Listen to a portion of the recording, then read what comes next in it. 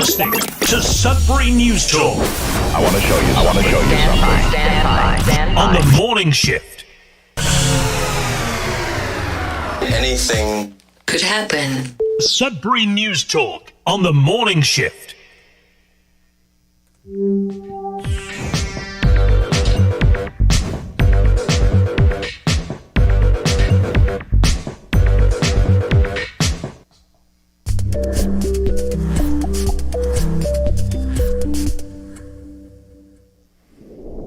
Hey, good morning, everyone. Welcome to Sudbury News Talk on the morning shift. I'm AJ Walsh. Glad to be here with you. Thankful that you're here with us. We're coming at you each and every weekday morning between 7:30 and 8:30 on CKLU 96.7 FM on the radio. We're also streaming on CKLU's website, cklu.ca. Just click on the Radio Player Canada app.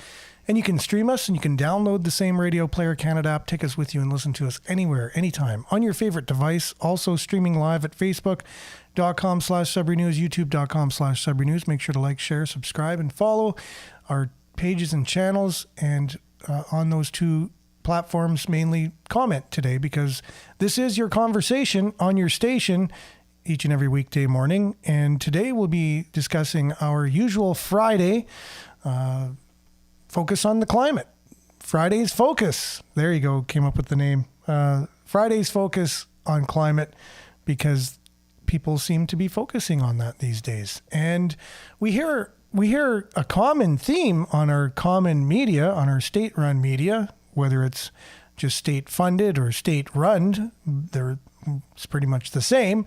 And so you hear the same thing from the same people all the time. And we like to take a little bit of a different point of view. We can actually like to get what's actually going on, not just what people are saying or paid to say. And this is, what we try to do here is be informed on what's really going on, not what someone wants us to know is going on, right? And that's what makes this show a little bit unique, in that we offer the chance to have a conversation about the issues that we're facing, not only in our community, but in our region, in our the country that we live in, and in the world that we live in. So we're grateful for you for being here. Make sure to participate, because it's your show. Basically, I'm just the facilitator.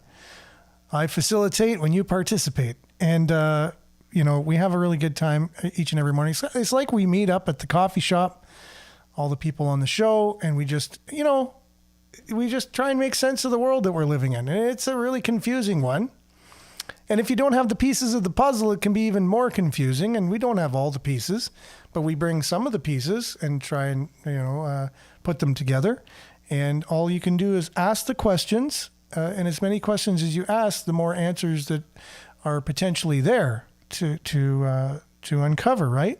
So it's going to be a great show this morning. We'll have some local news headlines, and then we'll do our little bit of a deep dive today into what it is. What is this climate thing that we're facing? Is it what we're being told? Are there other things going on? Can we know more than we know? Can we know something different than what we hear each and every day from the same talking points from the same people? And anyways, so we're looking forward to the show today. Looking forward to spending some time with you. We'll be back right after the weather with your comments, the news headlines, and we have a little sports update for everybody today.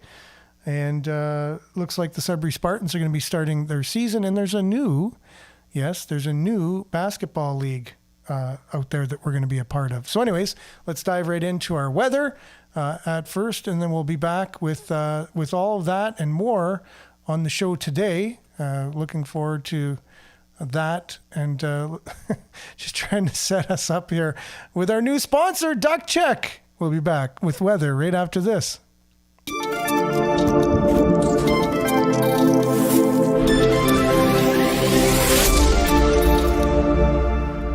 And like I said, your weather is brought to you by Duct Check. It's Sudbury's most trusted duct cleaning and inspection service for all your duct needs and cleaning needs. And you want to know what kind of air you're breathing in your home, you definitely want to give Duct Check a call or visit them at ductcheck.com. Currently, it is 10 degrees. It's partly cloudy out there. And today we can expect it to stay cloudy with a 60% chance of showers. High of 19. UV index is 5 or moderate. And tonight it's cloudy, becoming partly cloudy near midnight, and low of 10. Saturday, mix of sun and cloud, and your wind will be gusting up to 50 kilometers in the morning. High of 22. And 6 will be your UV index, or very high. Look at your long range, 22, mix of sun and cloud for Saturday. 40% chance of showers on Sunday, high of 15. 30% chance of showers on Monday, high of 18. Sun and cloud, mix of sun and cloud for your Tuesday, Wednesday, Thursday. 24, 24, and 27 degrees for Tuesday, Wednesday, Thursday. So that's when it's looking like the cloud activity will be breaking up a little bit there. And a look at your satellite. We're trying to get a little bit more of a recent satellite here. But if that's all we're going to get, that's all we're going to get. So let's see. Yeah, we got 2 a.m., 3 a.m. in the morning. So that's pretty recent. 4 hours and a bit ago. So it looks like a lot of cloud activity over all of Ontario pretty much. And some precipitation, just mixed bag precipitation, clouds all over the place. So just stay tuned with your handy dandy app, and it'll tell you all that you need to know. That was your Sudbury weather, brought to you by Duck Check. And make sure to, if you get in touch with Duck Check, let them know that we sent you, and you'll get $100 off your duct cleaning and inspection. So make sure to take care of your own environment in your own home, because you can control the air in your home.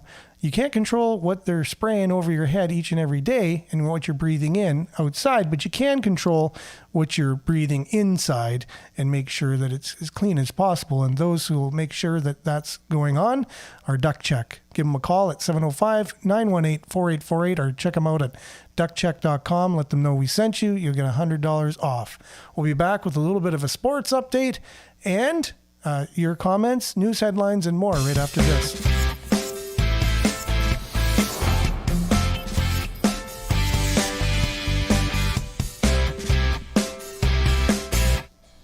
Okay, so we do have a media release from the new sports league that's out there for football, and that's what your Sudbury Spartans will be a part of coming up here for this season. So, for immediate release, introducing the Ontario Power 5 Football League, a new era in men's tackle football, Ontario, Canada. This was released a couple days ago.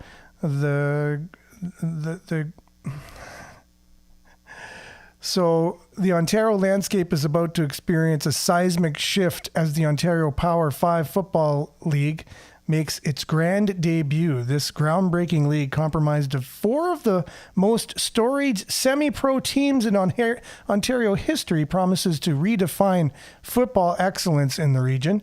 The Ontario Power 5 Football League proudly welcomes the Sudbury Spartans. Established in 1952, the Sarnia Imperials, a football institution since 1928, the Tri-City Outlaws emerging onto the scene in 2003, and the Sioux Steelers, steeped in tradition since 1972. These powerhouse teams bring decades of experience, passion, and relentless pursuit of victory to the forefront of the P5FL, the Power 5 Football League, that is. So let's see here. The president of this league, President Barry Rushon, says we are thrilled to unveil the Ontario Power 5 Football League, a platform where the rich football heritage of Ontario can shine brighter than ever before. Man, the words in this press release, this is building this up to epic proportions. With the Sudbury Spartans, Sarnia Imperials, Tri-City Outlaws, Sioux Steelers leading the charge, the P5FL is poised to captivate football fans across the province and beyond. But the excitement doesn't stop there. Wait, there's more. No, I just added that in. In a move that further solidifies the P5FL's commitment to growth and expansion, a 5th team, hence the P5, I would think. There needs to be 5 teams to be the P5. But what if there's going to be 6 teams? Will they change the name of the league? I don't know. The 5th team is provisionally accepted for the 2025 season. Details surrounding the 5th team's identity and inaugural season will be released shortly. promising even more excitement and anticipation for football enthusiasts across Ontario. The Ontario Power 5 Football League represents a new era of competitive football where talent, dedication, and community spirit converge on the gridiron. If that's, I don't even know, never heard that word before, but you learn a new word every day. From historic rivalries to thrilling showdowns, the P5FL promises to deliver unforgettable moments and unforgettable football. Season tickets kick off, no pun intended, or pun intended, I'm sure, June the 8th with rivalry games. The Sudbury Spartans host the Sioux Steelers in Sudbury at the James Jerome Field. Kickoff 7 p.m. And the Sarnia Imperials host the Tri-City Outlaws in Sarnia, Norm Perry Park, 7 p.m. as well. So stay tuned for more updates and announcements as the Ontario Power 5 Football League kicks off its inaugural season in style. Wow, that was a press release. Look, in school, they need to use this press release as an example for all the students in public relations. There's no doubt about it. Anyways, that's your sports. Brought to you by SudburySports.ca. We'll be back with your local headlines, your comments, all the news, and our focus today, our Friday focus on climate when we return right after this. Stay tuned. It's going to be a great show.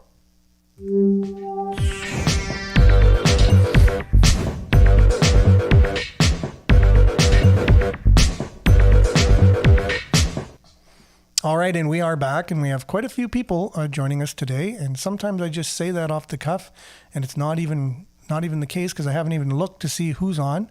But today, I know there's quite a few people on. So I can say that with confidence. All right. So thanks for joining us. And just as we usually like to do at the beginning of the show is just give some shout outs to those joining us. And what I think is funny, we have the first two people chiming in on YouTube, and it's Nancy and Bob. But what's funny about our social media platforms that we have, and they seem to like certain channels or shows more than others for some reason. These platforms have an ideological point of view, and I'm sure, the more and more the algorithms show if the things we talk about on this show aren't things they particularly are fond of or they agree with or want on their platforms. They'll kind of, they'll have certain things in the algorithms that go to, I don't know, they don't really show you real stats, or I don't know what they do. I have no idea, but this is what I'm getting to is like right now, first two people are on YouTube, and they're going to watch a great chunk of the show because they're going to comment towards the end. And then it's like a half an hour between now and I go and I provision the show to be on demand on Twitter and on my website, Sudbury.news. And it says 0 views on YouTube. There wasn't anyone watching your show on YouTube is what YouTube is telling me. And so I think that's just, sure, there's only 2 people right now, but why wouldn't they say 2 people? Isn't that what happened? So what's going on with that? I have no idea. It is what it is. Just putting it out there. It's just an interesting world we live in where you think, they just tell you there's 2 people on YouTube because there is. I'm seeing them right here. But then later on it says there's 0. There were no views on your show. So what if a content creator was out there and they had a bang up show? It was totally tons of people were watching it. And they're just getting started, and they're like, no one's watching my show. There's nobody watching my show. But meanwhile, there were lots of people watching your show, and you wouldn't even know it. And you would think, you would think because YouTube just automatically would tell me who's watching it or how many people, right? You would think it would be just a fair platform like that. But it's not for some reason. We don't know the reason. They don't tell you. They won't because the kind of people there don't do things like that because things aren't transparent. And welcome to most of the world that we live in. People in power are very not transparent. And what is with that anyways? I think we need to make a movement for transparency. We can call it the trans movement, the transparency movement, right? And then, we can have our own flag too, and everyone would want transparency, right? Like who wouldn't want transparency? So you'd think there would be a movement everyone can get behind. And then people would have no choice but to be transparent. It'd be a great world. I think it would be an awesome world. And speaking of YouTube and speaking of transparency, Nancy, good morning to you as well. Sunshine emoji and Bob, gridiron. Oh, yes, another way of saying American football. Thank you. Gridiron probably doesn't work. Gridiron. But you know what? I can make up my own language, I guess. The gridiron. The gridiron. I would have thought it would have been 2 words, but they put it as 1 word, I guess. So that's what threw me off. Gridiron. Got it. Thanks, Bob. Always appreciated. So, Marianne, good morning, everyone from Barrie. Liked and shared as usual. And Judy, good morning to you as well. As Belinda, good morning. And Belinda usually has a nice positive statement of the day, gets us off on the right foot. Truth is available only to those who have the courage to question whatever they have been taught. If you're really looking for truth, don't assume anything. Just seek. Correct. Do not assume anything. You know what I was taught by a good friend of mine?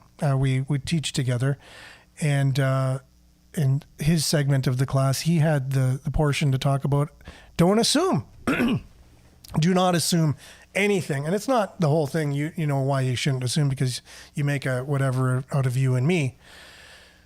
But never assume anything and question everything. But what's funny about this particular person is that they don't seem to do that themselves in life, and they accept everything they read in the news or anything that academia says or anything, that the mainstream will say. And it's interesting that it's just, it's an oxymoron in some ways. Question your assumptions. Always question your assumptions. And that is so true. It is so true. We have to do that. And we have to check ourselves. Sir, I'm kind of judging another person, which I should not be doing. I should just be questioning myself and leaving it up to someone else to be able to do that if they so wish to do that. You question. Always question. And that's what we're here to do on this show. Question and comment, because we also want to share our knowledge with each other as we're figuring out the complex world that we live in. Belinda, Doug Ford just shuffled his cabinet, wondering if it's because of accountability in these positions. Possibly, right? And we know that the new report just came out, and we know that there are MPs who committed treason against this country. And guess what? The Liberals will not release their names. I thought that if you for sure knew there was tyrannical actions committed, that there's already things in place. Like there's laws, right? So the laws were broken. So what are we going to do? So this is an interesting time in Canada that we're in. Now that we know that there's foreign interference, and we know that there are people that have been found out to commit treason against the country, we'll see how all this plays out, right? We'll see. We have already seen so many of our higher leaders committing crimes, continue to commit crimes, and be investigated, and nothing really is happening. So this is kind of like the cherry on top. We know for sure that there's treason. Now what? Now what's going to happen? We don't even know who. So now we're left to speculate. See, so they blame people for misinformation. They blame people online for misinformation. But yet someone's been found to commit treason at the highest levels in our country, but they don't release the names. And we're wondering if there's going to be any accountability. Like, how can you have foreign actors with our highest leaders going to their countries, giving them secret information about our country, and it's known and it's found out, it's proven, and then they don't release that information? So they're wondering what to do right away. So you can tell what this government is like, right? They're not about accountability. They don't want to hold themselves accountable. As long as they're in power, they're okay. They do not want to release any power. It's all about the power, right? They are truly ruling over our country. It might as well be a monarchy. They are ruling. They're not serving. It's 100%. It's what we see. The common person sees that. I'm speaking from what I hear from just regular everyday people. I'm not saying anything that we haven't heard or we don't believe ourselves already. What's going on? We need accountability. We need transparency. We need the rule of law back in our country. We need people who break the law to be held accountable, no matter how much money, position of power, what your hair looks like, whose son you are or you're not. So that's what we need in this country, right? We don't care, who you were born from, whose loins you came from. That doesn't make you higher than the law. I don't care how you comb your hair or what color it is or how cute you are. You are accountable to the law, or how slick you are with your words and who you back and all these things. It doesn't matter. You're accountable. All right. Monique, good morning to you. Good morning, Sudbury, with a smiley sunshine emoji. Pat, good morning. Thank goodness it's Friday. TGIF, for sure. And Marianne says 4 years ago, even 3 temperatures were a lot hotter than they are these days. Okay. And Belinda says, yep, the best coffee house buddies. Oh, yeah, because I said it's like getting together at the cafe every morning and just chatting with friends. That's what we do each and every morning on this show. This is Marianne, seems to be only reason why they do it these days. David says, good morning, stay safe. And we are saying the same to you, David. Marianne, there is a kid in Ontario school that was found under responsive. Wonder if it has to do with that. Okay, I'm not sure about that as well, but autocorrect is sensitive. Yes, certain words. Yeah, exactly. Unresponsive. Sorry, I'm still just getting over a cold. I apologize for any congestion I might have this morning. Miles, good morning to you as well. No one talks about climate history just within the last 100 years. Take the 1930s, some of the highest record temperatures, the tornadoes they had on that in the Midwest. The drought was bad for many years in the West as the topsoil blew off of the land, notably called the Dust Bowl. Remember the Dust Bowl? But that was, before we had any real impact on the climate. But yet, if that was to happen today, guess what we would be blaming, right? You can blame everything on climate change. Everything's blamed on climate change. All right. So, Brian, good morning to you as well. Good morning, Patriots. We must be free, not because we claim freedom, but because we practice it. That's William Faulkner. Thanks for the quote, Brian. Much appreciated. And Marianne, exactly. It's our given right. Okay. My understanding is it hit the news and gridiron. Yeah, that's what it is. Or gridiron, as I might say. Okay. And good morning on YouTube as well. Again, anything to suppress the truth, and that's what we feel as citizens, right? A lot of people, people that complain, there's 2 kinds of people, 2 main kinds of people. Those that just listen to the news and they just take what it says. And then they hear people like myself, let's say at work, and going, do you really believe that? And they're like, oh, you're one of those. You're one of those, yeah.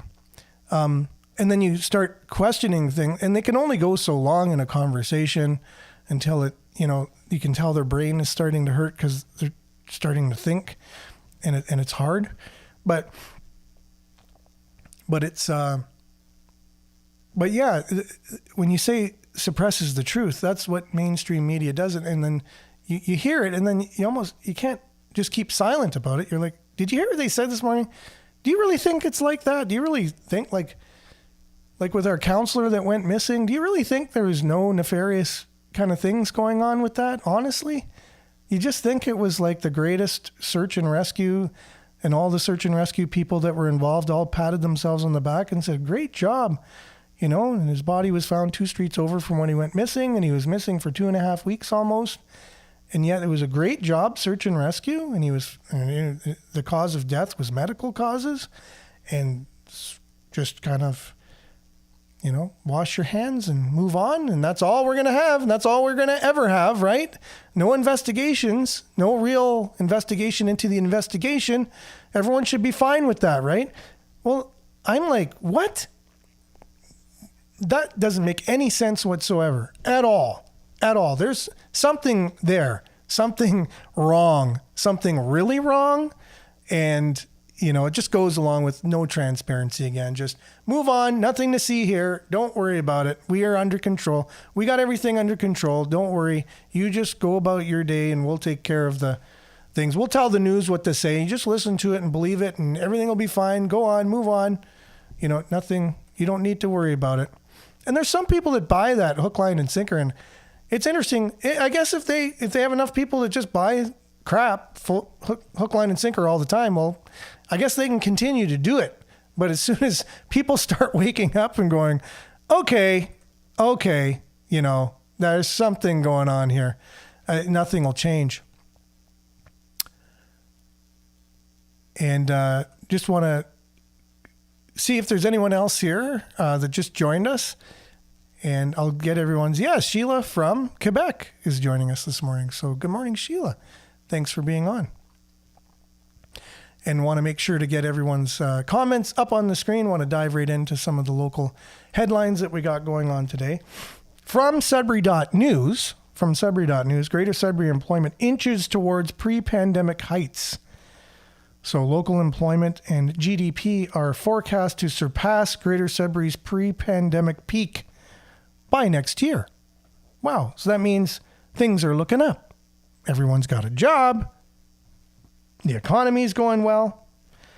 And now we just heard the first person with bird flu came out of Mexico. I wonder what's going to happen now. We'll have to see. So, but for now, things are looking up. And by next year, we're going to be even surpassing what we were before the what we just went through for the last 4 years. We just hope that guy in Mexico who got the bird flu, didn't travel around anywhere or didn't pass it on to someone else or, something like that. So we'll just kind of think happy thoughts. Keep thinking happy thoughts. All right, so let's see here.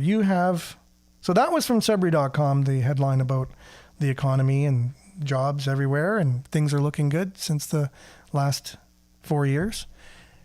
Let's see here. So you have to dance, enjoy, and sing. How Black voices are breathing life into Northern Ontario churches. And I would have to say they are.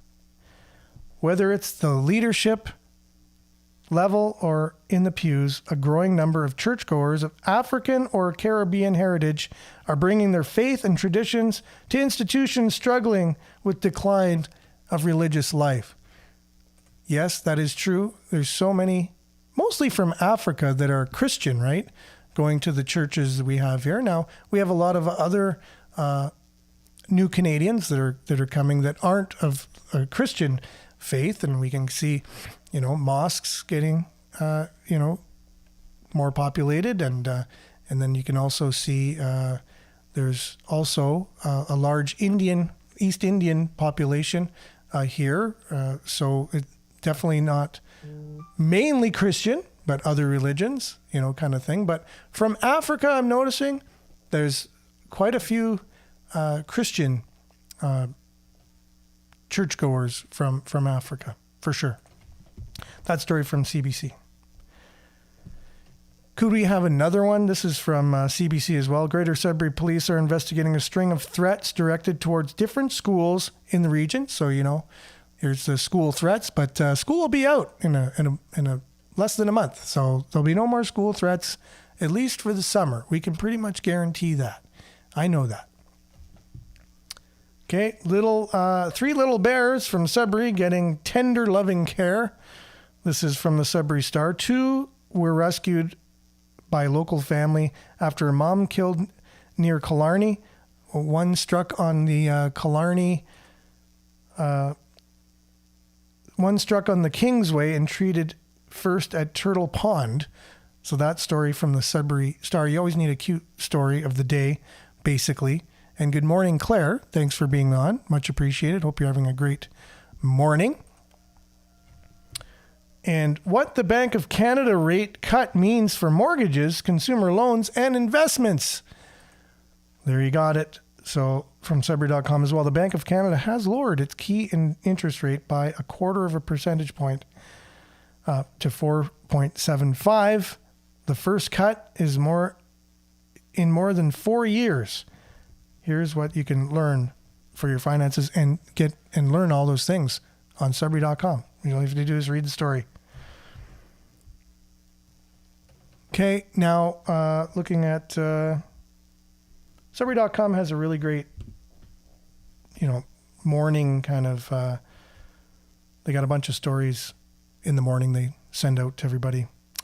Province holding inquest into the 2018 death of a Garson man. Province is hosting an inquest into the 2018 death of Stephen Thornton. He was 63, found dead in his home on September 13th, 2018, after barricading himself inside against Greater Sudbury Police and Barrie Police Services.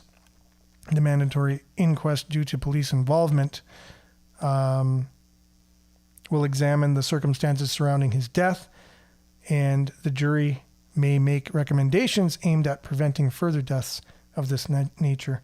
The province has not said why the inquest is being held 6 years after the incident in question. That's interesting. See? So these are questions you have. And the province isn't answering them. So why are we having an inquest 6 years after the thing happened? Because that's the best time to have them. When your parents used to say, just do as I say, because I said, things like that, right? So it's kind of like that's how the government, kind of treats us these days. Just because I said. Yeah, but there's treason. Why? Why aren't you arresting anyone? Because I said. Stop asking questions, kind of thing. So it's like that kind of parent that just doesn't want to answer anything, right? I heard Santa wasn't, kind of thing. So our government just, no transparency, and we need more transparency. So with that, speaking of transparency, in our scientific world, there is transparency, but the media, where you hear about the scientific world, isn't as transparent with scientists who don't necessarily go along with a narrative of climate, the climate narrative that we're in currently. But I found this really great organization called Climate Nexus Discussion, right? It's a discussion. So they discuss the issues, and they take the media and facts and scientists from all over, and they really discuss the living daylights out of the whole climate thing. And they have a Wednesday newsletter, the Climate Nexus Discussion newsletter, or the Climate Discussion Nexus, I should say. Kind of got it backwards there. And then they release this kind of video based on the newsletter that they have. And I like to play as much of it as I can because it's full of great information each and every Friday as we focus on, we have our Friday focus on the climate. Here you go today. There's no difference. There's more information out there, different than what you're going to hear in the mainstream media, for sure. Good thing he came along, right? Ah, and speaking of venerable publications that have lost their balance on climate, what about The Economist, which just wrote a leader, that's what North Americans call an editorial, bellowing, quote, global warming is coming for your home, end quote. And instead of their once trademark acerbic skepticism, it's as absurd as you'd expect, starting with, quote, think about the places vulnerable to climate change, and you might picture rice paddies in Bangladesh or low-lying islands in the Pacific, end quote. Actually, we might think of the brains of journalists, given how all those low-lying islands have just refused to go under on cue. But anyway, here's the supposed story. Quote, another more surprising answer ought to be your own house. About 1/10 of the world's residential property by value is under threat from global warming, including many houses that are nowhere near the coast, end quote. Under threat? What does that even mean? Well, there could be weather, you see. Or rather, there is weather, since with climate alarmism, the doom that looms is also here, arrived 2 decades ago, is about to hit in a decade, in a quarter of a century, or 75 years, or did so back then, depending which way the wind needs to be blowing to take off your roof. So, quote, the full impact of climate change is still some way off, end quote, but it's already here. Quote, from tornadoes battering Midwestern American suburbs to tennis ball-sized hailstones smashing the roofs of Italian villas, the severe weather brought about by greenhouse gas emissions is shaking the foundations of the world's most important asset class, end quote. Once again, we say bosh. Have you tried buying a home lately? Are they cheap? Actually, the article itself admits that, quote, house prices show little sign of adjusting to climate risk, end quote. Though, more correctly, they have adjusted to climate risk, which is very small, and you're the ones who've got it wrong. And yet it gets even worse. Quote, by one estimate, climate change and the fight against it could wipe out 9% of the value of the world's housing by 2050, which amounts to $25 trillion, not much less than America's annual GDP, and it looks destined to trigger an almighty fight over who should pay up, end quote. Destined, huh? We don't see much sign of that. Besides, if we listened to these doomsters and adopted drastic policies that trimmed, say, 1% off global GDP annually, then by 2050 it would have cost us, $25 trillion, the whole amount you were panicking about. This kind of frenzy and mathiness are precisely the sort of nonsense the economists would once have taken pointed pleasure in puncturing rather than peddling. So what has happened? How has the world gotten so off balance? Here, we'd like to bring up a justly famous TED Talk that was given in February 2008 by popular and academic psychologist Jonathan Haidt. In it, he argued that a crucial difference between liberals and conservatives is that both of them take morality seriously, but, he thought, liberals are primarily concerned about 2 aspects of morality. One is harm/care, and the other is fairness reciprocity. Conservatives, on the other hand, he said, worry about those 2, but also 3 others: in-group loyalty, authority respect, and purity sanctity. And he made a pretty good argument. But here's the thing. Surely the climate-obsessed liberals also focus on in-group loyalty and appeals to authority, scientists say, and they have a powerful, even compulsive fixation on ritual purity. Carbon is dirty and nuclear is haram, while EVs and solar panels are clean. And as further evidence of our desire to modify Haidt's thesis, we see articles like, quote, more demand, more gas, inside the Southeast's dirty power push. Southeastern utilities want to build fossil gas power plants to meet surging demand. Critics say clean energy, batteries, and grid-responsive data centers can do the job, end quote. They can't, but the laws of purity require the zealots to say otherwise. Or just think of the sneering curl of the lip when someone like Canada's Prime Minister Justin Trudeau speaks of carbon pollution. Touch it and you are defiled. This week in the newsletter in our Getting Worse series, we turn to the issue at the core of the climate problem, our apparently filthy habit of spewing carbon into the atmosphere. The experts say we're adding more and more all the time, and over the coming century, we're going to add so much that it will cause the climate breakdown thingy. Well, how do they know? They have scenarios. They call them shared socioeconomic pathways, or SSPs, and just like their exploded RCP 8.5 scenario, the SSPs run into the problem that in the intervals where we can check them against what actually happened, they overpredict emissions. And in the years to come, even the lowest SSP scenarios are higher than what the energy experts say is most likely to happen. So, global emissions simply are not on the extreme upward course that the IPCC keeps claiming, meaning neither are climate damages. Oh darn. Then, continuing our fact-check series on Martin Durkin's new movie, which you should watch, we turn to the part where it discusses the interval over the past 20,000 years in which the cold area of glaciation gave way to our present interglacial. Quote, with milder weather, humans began to emerge from their caves, and several thousand years ago, we see the rise of the first great civilizations in a blissful period which, according to many studies, was considerably warmer than today. This is known as Holocene climate optimum, end quote. Remember the endless stories, especially last year, about how it's the hottest it's been in 125,000 years? That date was conspicuously cherry-picked since the last glaciation began 125,000 years ago, and the previous Eemian interglacial was warmer for what were obviously purely natural reasons since there was no industry. But even putting the Eemian aside, even just looking at the period since the last glaciation ended, that business about it being the hottest it's been in 125,000 years is conspicuously wrong if the Holocene climate optimum was warmer than today. And our fact check, it was.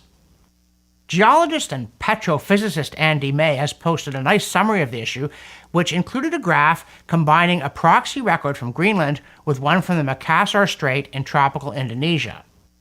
And almost all papers reconstructing the Holocene temperature history show the same pattern. As May points out, with the same temperature picture emerging from two places that are so far apart, it can't be dismissed as just a regional phenomenon. And another thing, the Holocene climate optimum was a key component in the development of civilization. As physicist Stephen Koonin said in the movie, quote, "It was called an optimum because people thought that warmer was better," end quote. As, I might point out, those who winter in Florida apparently still do for some reason. Finally, in the newsletter, we go into the co2science.org archive for a study of, quote, "a large stalagmite and two tufa deposits in the entrance to Wonderwerk Cave, South Africa," end quote, that use isotope evidence to substantiate that warmer periods, including, yes, the medieval one, saw more rainfall, whereas colder ones tended more toward drought, at least in that area. And, funnily enough, humans there did better when it was warm and wet than when it was cold and dry. Always do. And carbon is good for the earth. It makes it very green. Always will. Always did. And that's a fact. So if we look at, speaking about the, looking at climate as a religion, like the climate cult is what a lot of people will refer to it, because it is. It's religion. It is a religion. And a lot of those that adopt it don't have any other religious type of belief or don't practice a religion per se. That is their religion, right? Secularism, and now secularism with the climate along with it, a climate cult. And so it has a religious overtone. And you heard that particular gentleman speaking like that, like, don't touch the unclean carbon, as if it was like, in the Old Testament, you're unclean, you're shunned. It's these types of things that you don't really make those connections to, but it is very much a religion, and you are part of it if you're just, and the same people will say, why do you believe in a God? Let's say God's not real, blah, blah, blah. Well, okay. Yeah, but let's just have a conversation now then. Let's really not have it. Well, I'm done the conversation now. I can't talk anymore. That's usually what happens when someone storms off kind of mad. But if you can actually have a discussion and just continue to ask questions, you would see that your belief in what you're talking about is same, you'll come to the same conclusion. You're just believing on faith. You're having faith that these scientists are telling you the truth. You're having faith that the guy on CBC is really telling you the truth, and there's no other thing behind it. You're going on total faith. You really don't know what you're talking about. You are not a scientist. You have not dedicated your life to these types of things, right? You're just in a religion, and you're just taking the high priest's words for whatever things are, and you're believing on faith. That's all it is. They're giving you some facts or whatever that you're not checking out, you're not really critically thinking about, and you're spewing it out again to other people. So Michael Schellenberger speaks about this quite eloquently. The podcast host asks him, so what is this about climate religion? Ism, as it were, as a religion. Why? The structures of the story that climate activists tell are identical to the Judeo-Christian tradition. So there was an idea that before the use of fossil fuels, or if you want to go back further, before the dawn of modern agriculture, that humans were living in harmony with the environment, that we ate from the fruit of knowledge, which was knowledge of farming or fossil fuels, depending on where you want to locate the fall, and that we then fell from the state of nature and are now living in a fallen world. The difference is that traditional religions, including Judeo-Christian religions, offer some sense of gratitude for what we've been given, a sense of redemption, and also the concept of forgiveness. And all three of those are missing from the climate change religion. What do you think are the values of this religion? The core values are hatred of humanity. I think that's at the bottom. But if you look at the structure of the climatism story, it's basically the story of a depressed person. Aaron Beck, the founder of cognitive behavioral therapy, which is the most effective treatment for dealing with depression, said that depressed people have three basic storylines. The first is that I'm a terrible person, the world is a terrible place, and the future is bleak. And those are the exact same three structures in the climate change story. We are sinning against nature, we're destroying the planet, we're terrible, the future is dark, and the world has fallen. It's a terrible place. The reality, of course, is totally different from this. We've made huge amounts of environmental progress, lifted almost all of us out of poverty. We've still got around 1 to 2 billion people living in extreme poverty. But the story of human success is incredible, and with that success has come a reduction of our impact on natural environments. So we see grasslands and forests coming back in Europe and the United States. As countries get richer, we can produce more food on less land. That leaves more room for habitats for endangered species. And as I mentioned, we've been reducing carbon emissions, doing this also in protecting ourselves and our communities from extreme weather events. So really it's a story of environmental progress, particularly over the last 50 years. And I think that reality only intensifies the desire and the exaggerations by climate activists. To what extent do you see this religion as being a left-right phenomenon? Because if it's anti-industrialization, then there's kind of philosophies on both the left and the right that could be linked to that. J.R.R. Tolkien was against industrialization in some ways. If you go back to the French Revolution and you had those philosophers there, again, they looked at the state of nature, and what you mentioned us sort of having that kind of perfect harmony in nature. And that was very much an anti kind of Western philosophy as well. But then obviously most climate activists are on the left. So how do you see the sort of political divides in their religion? Well, that's right. It's paradoxical and somewhat confusing because the climatism is illiberal, and in some ways it's conservative, but it's absolutely located on the political left in really around the world, not just in Western nations at this point. I think it's important to go back to the period before World War II, where the left was associated with building large hydroelectric dams, with modern agriculture, with industrialization, urbanization, forward progress. The reversal of the left's position on economic development occurred after World War II, when we saw the rise of neo-Malthusianism. It's really the same as the ideas of Thomas Malthus, who said that the more people there are, the more starvation there would be. He was dead wrong. The opposite, of course, occurred. As we got wealthier, people chose to have fewer kids. Of course, we always had contraceptives available to people, even during Malthus's time. And so the reversal is quite extraordinary. And so you have the new left in Western societies start to embrace a kind of primitivism or a conservatism of wanting to go back to some earlier period. And so I do think and then the illiberalism is what we've been talking about, the labeling of any political disagreement as tantamount to Holocaust denial, and other tactics that we now associate with cancel culture, censorship, woke culture, a kind of totalitarianism, trying to control every aspect of our lives in the name of basically what is an apocalyptic religion. Where does Greta Thunberg sit within this religion? Well, she's a late-stage entrant and a sort of Joan of Arc figure, sees herself as speaking on something that nobody cares about. I mean, she's actually a product of the dominant secular religion, climatism, which is the dominant religion of Western elites right now. It's everything we've been talking about. Those are the views of the European Union, of the Democratic Party in the United States, of every left and center-left party in the world. So she comes out basically just telling elites what they've already been saying, but accusing them of not being radical enough. So you may recall during her signature moment at the United Nations when she said, "How dare you?" She wasn't addressing climate deniers. She was addressing people that claim to be concerned about climate change. So with Greta Thunberg, you see a sort of infantile extremism that sought to intensify demands for these extreme measures.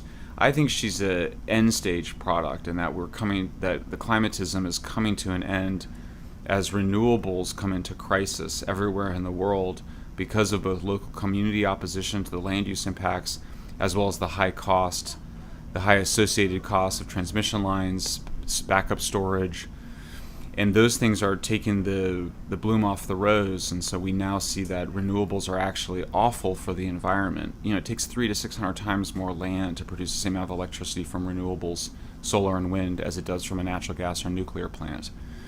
And so you're seeing a real world environmental impacts of renewables that then undermines, it's a contradiction within the climatist discourse, and you start to see an undermining of that political movement. The thing I don't understand about Greta is, why did so many world leaders listen to someone who is so young, almost a child? What explains that? Well, we've seen it's a form of narcissism, and so we've seen rising narcissism in the West. Arguably over centuries, but certainly over the last 50 years, we've psychologists have documented that there's more narcissism, and it was intensified by social media. So Greta Thunberg was a way for elites to actually feel good about themselves, and to she was a sort of a mirror that elites held up to be told that their own extremist views were reflected back at them, and that they were right. So there's efforts for people that, and this is true on the left and the right, to seek reinforcement of their existing views. And so with Greta Thunberg, they got that reinforcement, plus they were then able to wield her as a weapon against their opponents. And it was a powerful weapon because people are reluctant to criticize a child. And so you were able to have all the venom that's inherent to the climatist discourse inside of a child, that then anybody that attempted to respond was accused of mistreating or being mean to a child. And indeed that's what occurred. You describe this as a religion, but the irony is that they talk about science, and that's all they talk about is sort of rationalism and how 99% of scientists agree with us and therefore you must comply. How do you sort of reconcile those two things?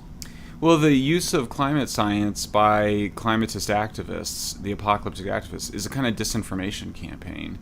They are spreading disinformation, first and foremost on the notion that climate change is an apocalyptic threat rather than a gradual, incremental impact that we need to mitigate and adapt to.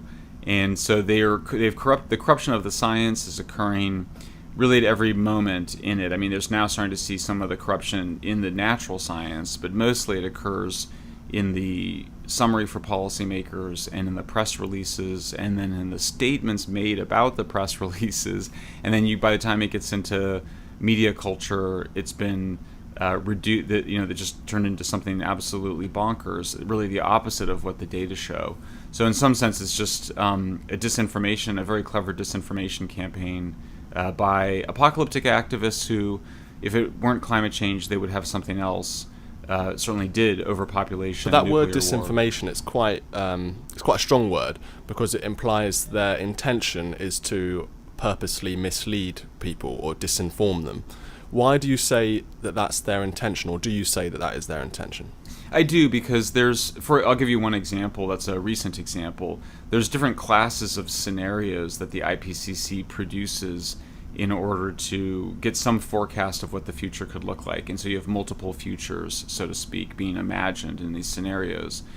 The most apocalyptic scientists, who have a significant amount of control and influence over the IPCC, continue to demand to use a set of scenarios that are known as RCP 8.5, even though everybody knows perfectly well that there's no possibility of RCP 8.5 being used. I testified in front of the U.S. Senate on this issue.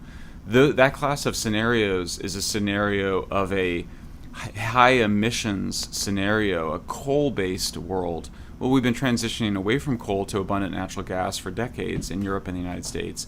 They continue to use that scenario, and then they combine it with other scenarios that suggest that it will be a low economic growth future. Well, the two things can't occur simultaneously. You can't have a high emission scenario and a low economic growth scenario. So I believe, and I criticized, I won't name it by name, but I did in my Senate testimony, one of the economists who is combining this high emissions, low economic growth scenario, and they know exactly what they're doing because they've read the scenarios and they know what they say. But what is their motivation behind that? It's the usual human motivations. It's desire for attention, or what psychologists call narcissistic supply.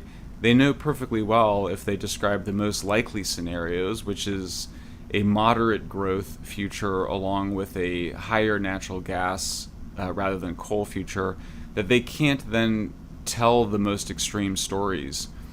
And I would put out there just in the future to see how many people got extremely rich off of all this stuff, off of, all this new, environmentally more friendly energy. It's coined as that, but it's not, right? Like, how many fields do you have to destroy to make how many solar panels to make the same amount of energy that you can get out of something that has way less of an effect on the environment, right? So just give your head a shake. Just start really thinking for yourself. Start looking and listening to other scientists and making the, coming up to the conclusions on your own rather than letting the media do it. So now I'm going to drive to work and hear something like totally off, totally misinformation again from the state-run media just telling you, of course, all people agree the country is going to be burning worse than ever. All these things are going to be talked about, even though it's not true. Like, we're just being fed a bunch of lies. And who are behind these things? Like, what do they have to gain by pushing this narrative on people? A lot to gain. It's actually, if you look at the treaty that's going to be looking to be signed with the WHO, it gives them all control over the earth because climate change is a health issue now. So it's a health issue. So if we're in a climate crisis, that means we give all of our power over to the WHO. And so there you have it right there. So that could be the smoking gun in and of itself. There always has to be a motive for things like this. That's all the time we have for the show today. Hopefully you enjoyed the conversation. I know I did. Thanks for all your comments. We really appreciate you. Have a great, wonderful weekend.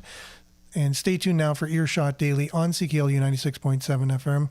And make sure to like, share, take care, and have a wonderful weekend, everyone. Ciao.